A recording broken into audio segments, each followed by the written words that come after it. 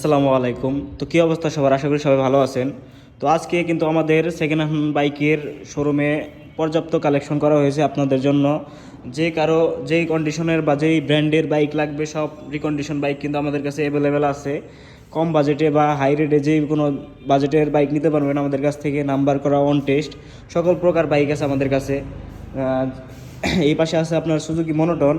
এই বাইকটা হচ্ছে 22-এর মডেল, রেজিস্ট্রেশন করা, টাঙ্গাইলে নাম্বার করা। টায়ারগুলো একদম নতুনের মতন কন্ডিশন অবস্থায় আছে। তারপর হচ্ছে টিভিএস স্ট্রাইকার, একদম সুপার ফ্রেশ কন্ডিশন। এই গাড়িটা অন টেস্ট অবস্থায় আছে।